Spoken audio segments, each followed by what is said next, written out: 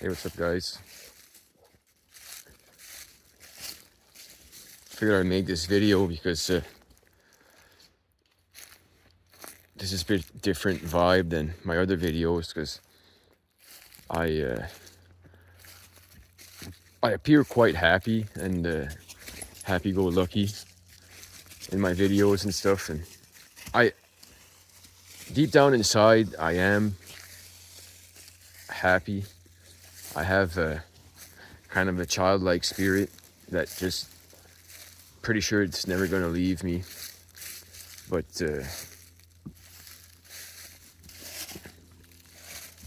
I have my struggles, and just want to pop in here and like share some of that. And when I was, this is kind of a long story, but I've been through a lot in life, and maybe this video is going to help somebody. And forgive me, there's a lot of leaves on the ground, and it's quite noisy over my voice. Maybe you'll be able to hear it anyway. This is literally how much leaves is on the ground. And yeah, to make this video not too long, to bore you or whatever. When I was younger, I was had a good family, and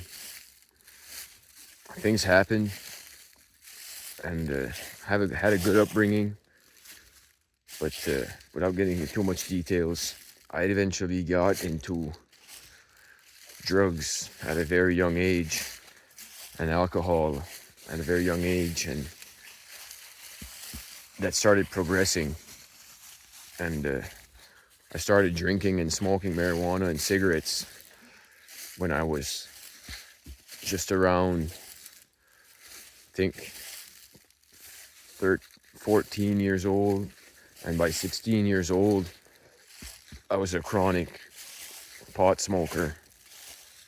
And that led to even other things. And I started doing opioids at the age of 19. That's the first time that I tried that. And the first time that I did psychedelics, I was about the age of 17 or 18. And I thought that was, at that point, I was like, yeah, this is normal, right? This is what everybody's doing.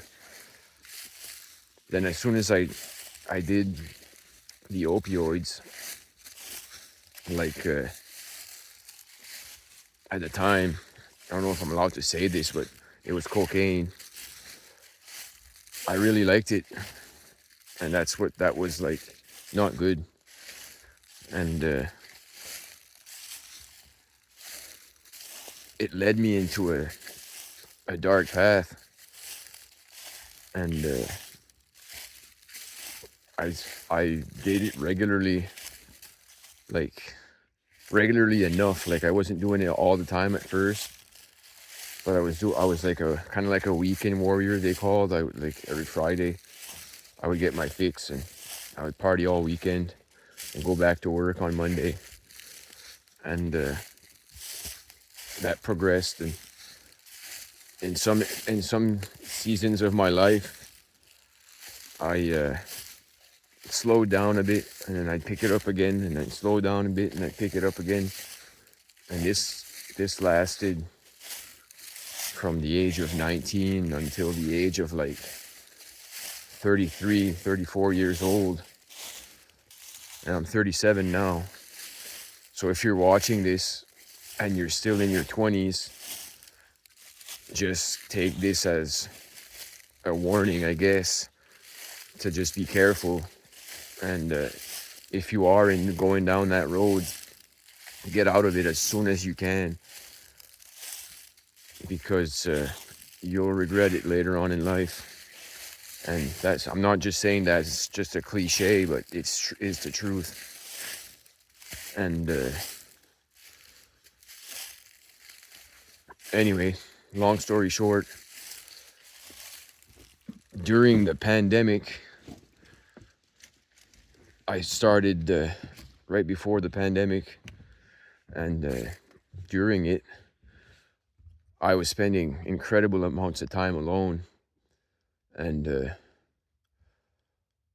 I didn't know what to do, and I started drinking like crazy, and everything else at the same time, smoking marijuana, cigarettes, doing opioids all the time, and at a point where I was like doing it, I was still working, and I was doing it at work. I was doing it in the mornings after breakfast, after lunch, when I was done work after supper, and then I would do some more, and then I would drink myself to sleep because I was I was so high that I wasn't gonna go to sleep, so I would just drink myself to sleep every night, and then the next day I would just wash, rinse, and repeat.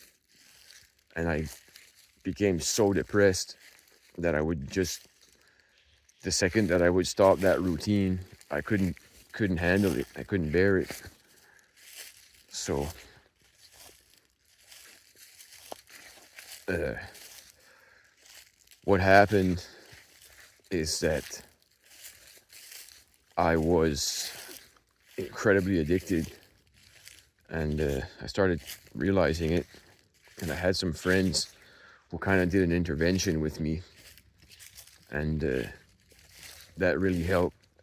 And I started changing a bit, but I would fall back into it. And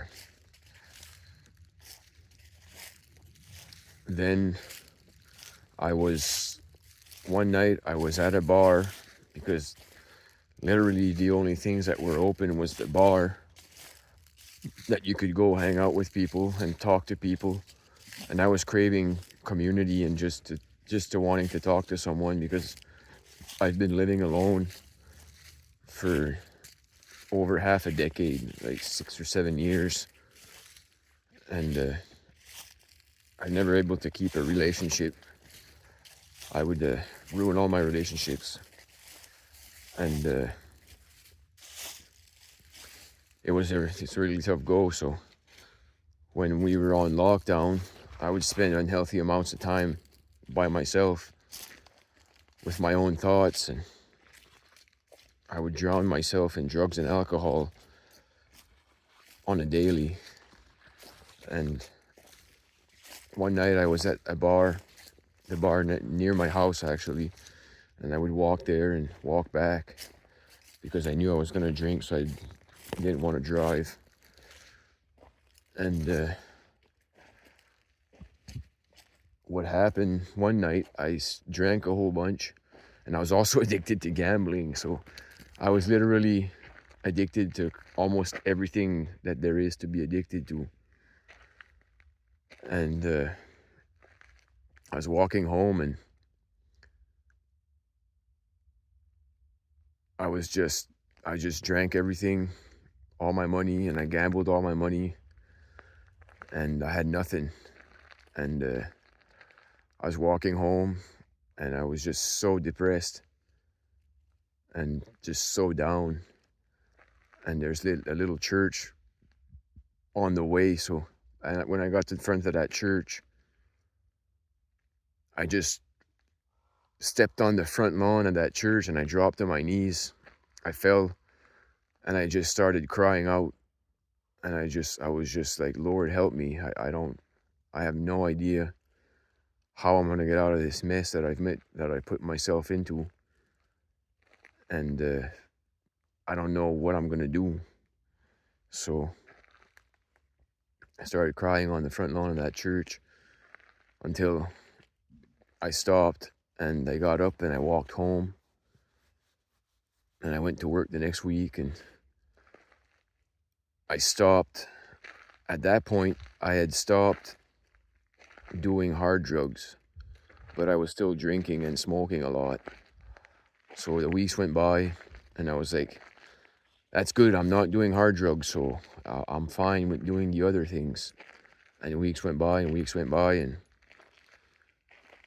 I was called to go do some work in somebody's house, and it was on Isaiah Road, a road called Isaiah Road. It was 128 Isaiah, and I punched in the address in my phone to get there. I punched in 128 Isaiah, and a Bible verse came out, and the verse was, those who transgresseth against the Lord together will together perish. So what that means is that, like, you basically are who you hang out with, technically. And the way that it means in the Bible is that if the people around you are perishing and you hang out with them, you're going to perish with them. And that really struck a nerve. And anyways, I was just like, okay. And I went to that house, and it was, they were Christians that were living there. I had no idea at the time. I'm telling you now because I eventually ended up knowing. And I was there working on a Sunday morning, and they were like, the woman that was living there was saying, "Oh, thank you so much for being here on a Sunday morning." And I turned around and I was like almost mean to them. Like, I don't want to be here, but just thank God that I'm here, because I don't want to be here one bit. So that's what I said, because I've always believed in God. I was raised in a Catholic home, and I went to catechism, and I learned about God when I was just a child. I was able to recite the Lord's Prayer before I could actually recite the days of the week. So I was raised that way. I don't know anything else. I don't know any other way to perceive this life than the way that God made it. I've never been an atheist or anything like that. I was raised to believe in God, and this is just the way that I am. The way that it is for me. And during my dark season where I was on drugs and psychedelics and all that stuff, I went into all the different types of spiritual paths that you can imagine. So I studied them quite a bit, like New Age spirituality, like the crystals and the chakras and the Reiki healers and Buddhism and whatever you can call it.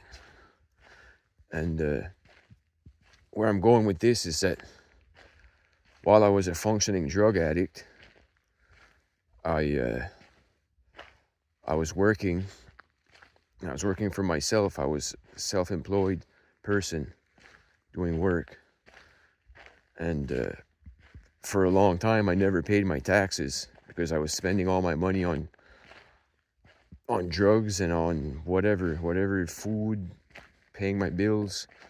So I was just living paycheck to paycheck, basically spending all the money that I was making and not claiming any taxes on it. So that's a big mistake that I made. But going back to where this family, they brought me to their church, and they played a huge part in me getting sober. And I've been sober since a little before 2022. And I've had a few like slip-ups and stuff like that, but it's nothing at all compared to how I used to be. And I'm still sober to this day, and it's been almost 3 years. So what has happened is that now I'm trying to work and I'm trying to live my life and everything has gone up in price. Everything is super expensive, and literally the government is harassing me non-stop. They want their money, and I have no way. I have no way at all to pay them, and they harass me all the time, and it's affecting my mental health, and it's even affecting my physical health, and it's affecting my spiritual health, and it's just really bad. And I'm just making this video, so I'm recording basically my own downfall, and I'm just gonna keep putting updates on how this situation is gonna roll itself out. So it is all documented, and this is one of the reasons why I started this YouTube channel, because I just want to document this. I want to document my life, and I want to share it with the world. If one person sees this and they are inspired by it, mission accomplished. So I'm just gonna keep doing this. Who knows? Maybe the Lord will somehow miraculously take me out of this situation and still teach me a lesson. And maybe I was meant to crash and go back down, right down to zero, as a test to see if a test of my faith, or I have no idea what God's plan is for this. But whatever happens at this point, it is what it's going to be, and the Lord's will be done. So I don't know what's going to happen. I may be forced to sell everything that I have to pay this off, or something might happen that I'll be able to figure out a way to pay this off. But I wanted to start this YouTube channel because this is a great outlet for me to just share my struggles. And I love to play drums. I love to be in community with people. I still live alone. I have an incredibly hard time finding a mate in life. I long to have a wife, and I just can't seem to be able to do it. I can't even have a hard time asking a woman out on a date. Like, that's how spiritually and emotionally messed up that I am, because of all the bad decisions that I made in my life, and how the repercussions of that is facing me head on, and I have to face it somehow. So I might be recording my own downfall, where I may become homeless, or I might be making a story about a victorious comeback. I have no idea, but I'm gonna put this on there.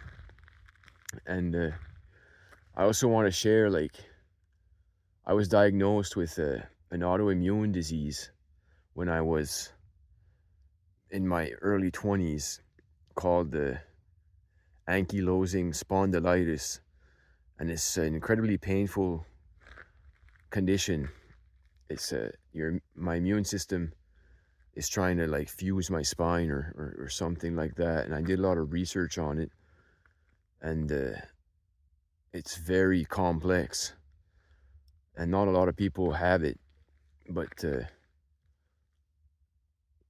there's a lot of partridges out here just jumping around in the woods, and that's something that I've struggled with for a long time, and that was one of the culprits for me to be on drugs all the time too, because I always try to hide that pain and try to, like, try to be high all the time so I don't focus on the pain as much. And I've never got any government help or anything like that, and I've been struggling with it for over 10 years, and even more than that, probably 13 years, probably 14 or 15 years. And it's just a very difficult situation to be in. And now I deal with quite a bit of pain still, but I'm not on any medication. And I don't want the medication because it makes me feel strange. I'd rather self-medicate than to do like prescription medication. I just can't do it. That would be basically me doing drugs again, whether it's self-medicating or prescription medication.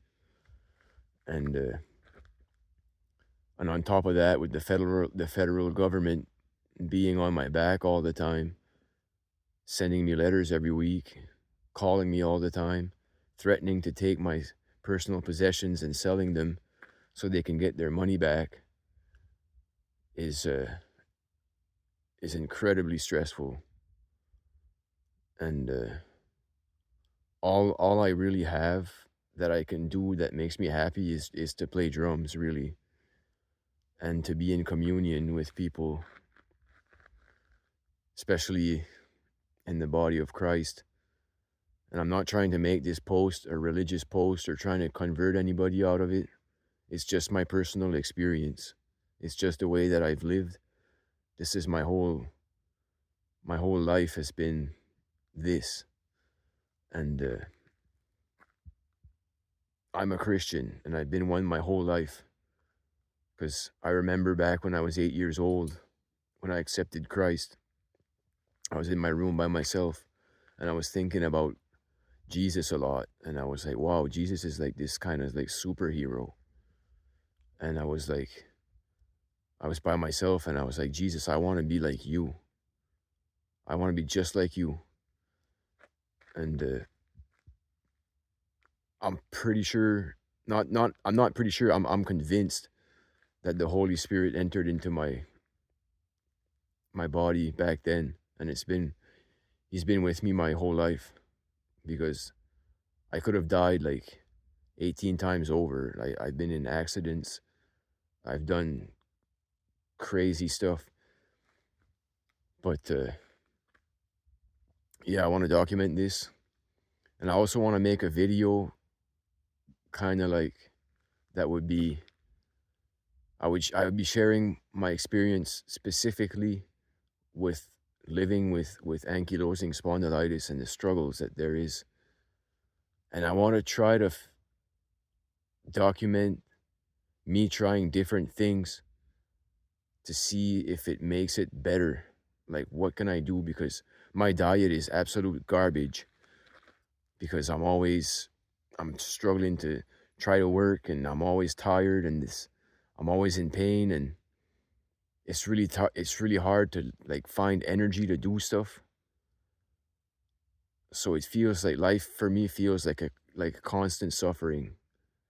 And I ask God about it all the time, and I go to healing, like faith healers and all that stuff, and I haven't had any help from that. I never got miraculously healed by God, and I don't know if it's because I don't have enough faith or whatever it is, but the faith healers don't do anything for me, and I usually leave there in more pain than when I walked in.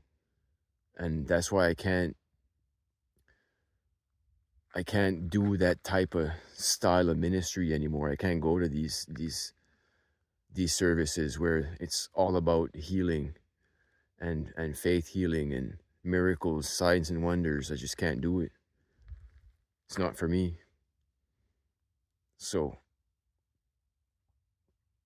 this is also like an experience with my walk in the Christian community too, because I've only been in it since mid 2021, September. And this is all new to me too. Like there's so much stuff going on in there, and there's so much corruption going on in there too. it's like anything else. Like, there's so much corruption going on in the Catholic Church. There's corruption going on in the Charismatic Church. There's a corruption going on in the Evangelical Church. There's corruption going on in the Muslim church. There's corruption going on in the Mormon church. There's corruption going on in the Jehovah's Witness church. There's literally every church that you can think of, there's corruption going on in it. Just like the world, there's corruption going on in the government. There's corruption going on in politics. There's corruption going on all over the place. Wherever you look, whatever community you're gonna be in, you're gonna find corruption in it. The only way to not be around corruption is if you find yourself a place 1,000 miles into the woods where there wouldn't be anybody for 1,000 miles, and you could build yourself a cave there and live the rest of your life in that cave. That's the only way that you're probably gonna be in peace for the rest of your life. But you're gonna have to fight for living. You're gonna have to find your food. You're gonna have to forage. You're gonna have to hunt. You're gonna have to do all the stuff, basically living like a caveman, literally. So we're all attached to this system, and the system has got us by the back of our necks. And we've become automated by the system. And all I can think of lately is just to find a way out of this automation. And it's hard. Like, it's mentally, physically, and emotionally debilitating to try to keep up with how this system is going. And I believe the Bible is true. It says that there's going to be a time when there's a beast system, the mark of the beast, where you can't buy or sell or trade without having the mark. Well, we're pretty much there now. Like, if we stop doing the things that the government wants us to do, if we stop paying taxes, the second you stop paying taxes, basically, you're either be put in jail or get cast out of society, and you won't be able to do much, basically. So this is the beginning of the mark of the beast. I don't believe that it's the mark of the beast just yet, but we're getting there. And I believe that we're close to being in the last days, because everything is increasing in wickedness. Just look around you. Wickedness is increasing. What is good is being said that is bad, and what's bad is being said that is good. That's basically where we're at. So, yeah. That's what I'm sharing today. So it's gonna get better. It's gonna get better one day. But anyway, thought I'd share that. And love you guys, and peace.